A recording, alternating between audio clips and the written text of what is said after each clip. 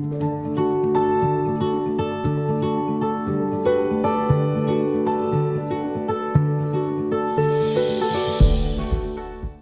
à tous et bienvenue sur #protestant 2.0. Je suis heureuse de vous retrouver, c'est mercredi le 2 décembre et je vous propose de démarrer la journée avec une lecture issue du Nouveau Testament dans la lettre de Paul aux Colossiens au chapitre 1er, les premiers versets. Il sera pour nous question de reconnaissance envers Dieu et de la relation que nous voulons établir avec lui. Il nous est dit, et c'est à partir du verset 9, « C'est pourquoi nous ne cessons pas de prier pour vous, depuis le jour où nous avons entendu parler de vous. Nous demandons à Dieu de vous faire connaître pleinement sa volonté, grâce à toute la sagesse et l'intelligence que donne son esprit. Ainsi vous pourrez vous conduire d'une façon digne du Seigneur, en faisant toujours ce qui lui plaît. Vous produirez toutes sortes d'actions bonnes, et aussi progresserez dans la connaissance de Dieu.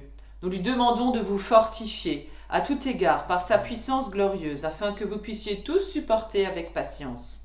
Remerciez avec joie Dieu le Père. Il vous a rendu capable d'avoir part au bien qu'il réserve dans le royaume de lumière à tous ceux qui lui appartiennent.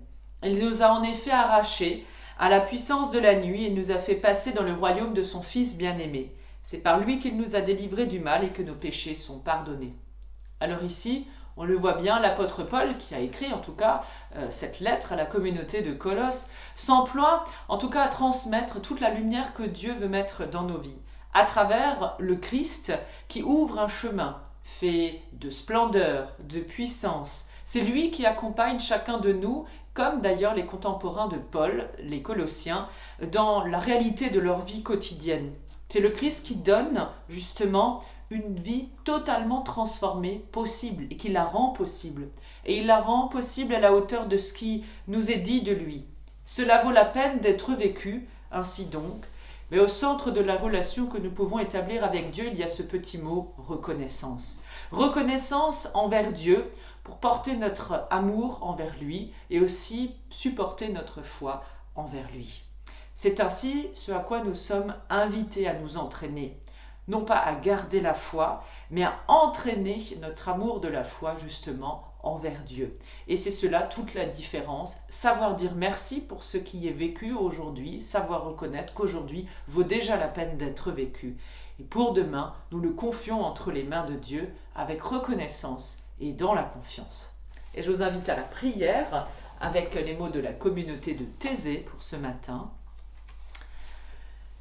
Dieu notre Père, nous te bénissons de nous avoir appelés à te reconnaître, à t'aimer et à vivre pour toi.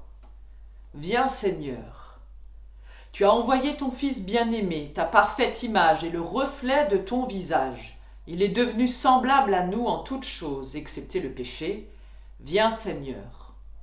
En lui, tu as proclamé la bonne nouvelle de ton royaume. Tu pardonnes nos offenses, tu guéris nos blessures. Viens Seigneur.